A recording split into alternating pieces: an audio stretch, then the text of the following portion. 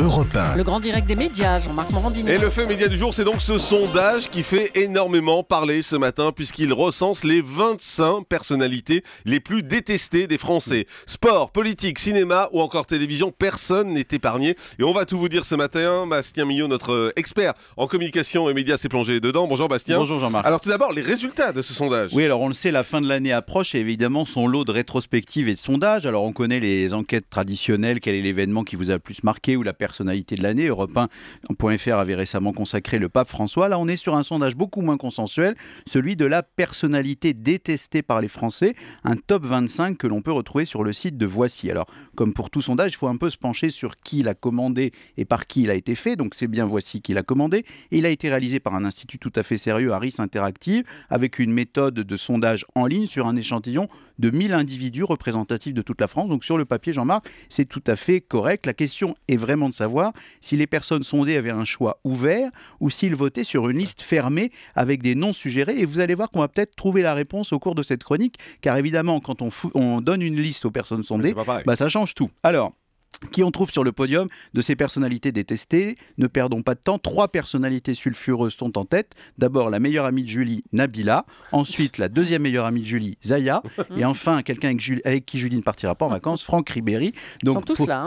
C'est les 3 premiers dans l'ordre. Les 3 premiers dans l'ordre. Alors Nabila, on sait, création médiatique absolue qui montre que si elle suscite la curiosité, la bimbo ne génère pas forcément l'empathie. Et puis ce tandem Zaya, Franck Ribéry, on a reconstitué les affaires un peu sulfureuses il y a quelques années. Du coup, on sait que l'équipe de France n'est pas tellement dans le cœur des Français en général. Et bien curieusement, Franck Ribéry est le seul footballeur à figurer dans cette liste de 25 noms. Donc en gros, c'est ce trio qui arrive très très largement en tête. Nabila 62%, Zaya 61% et Ribéry 53% qui domine le classement. Alors, on précise que les gens pouvaient donner des réponses multiples, d'où le fait qu'avec ces 3-là, ça dépasse déjà largement les 100%. Les 100%. On vient de voir ensemble le podium. Que dit le reste de l'enquête? Alors pour le coup, elle montre des phénomènes très contradictoires qui peuvent vraiment faire s'interroger sur cette méthodologie de sondage. D'abord, des contradictions entre des personnalités qui réussissent à faire de bonnes audiences à la télévision et qui auraient une image, on va dire, nettement moins bonne. Par exemple, les 2 animateurs qui figurent en tête de ce palmarès, c'est d'abord Benjamin Castaldi qui arrive 8e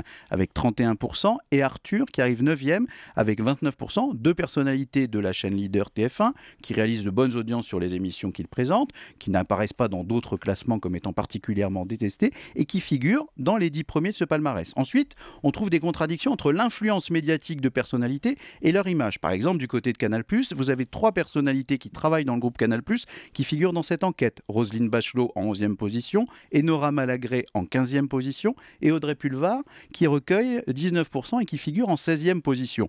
Des personnalités qui sont réputées influentes mais qui seraient détestées. Et enfin, des contradictions entre les sondages eux-mêmes.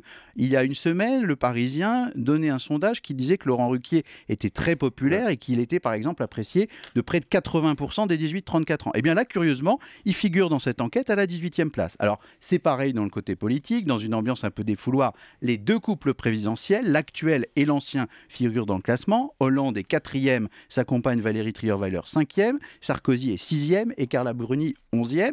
Et tout ça, Jean-Marc, nous fait quand même nous interroger parce que on va le voir pour terminer cette chronique, il y a de vraies contradictions entre ce sondage et tous les autres qui sont sortis depuis. Alors justement, quelles sont les conclusions qu'on peut tirer de ce sondage qui vous inspire visiblement? Alors une très grande perplexité et beaucoup de questions. D'abord, on n'y comprend plus grand-chose. Le sondage contredit totalement et à de multiples reprises celui du classement des 50 personnalités préférées des Français du JDD. J'ai des exemples qui sont très parlants. Mimi Mati, elle figure dans les personnalités détestées dans ce sondage. Elle arrive 15e dans le sondage des personnalités préférées. Jean Dujardin, 4e personnalité préférée des Français, figure dans cette enquête en 25e position. Gad Elmaleh, qui est 5e, figure également dans ce palmarès des personnalités préférées en 23e position. Donc vous voyez vraiment qu'il y a des choses qui sont extrêmement étonnantes. Ça peut rassurer les personnalités considérées par Voici comme détestées et considérées par le JDD comme appréciées, puisque au final, on ne sait plus très bien où on en est. De quoi aussi nous rappeler qu'en matière de sondage, tout est possible et que pour l'image d'un artiste ou d'une personnalité, les meilleurs baromètres restent les salles pleines,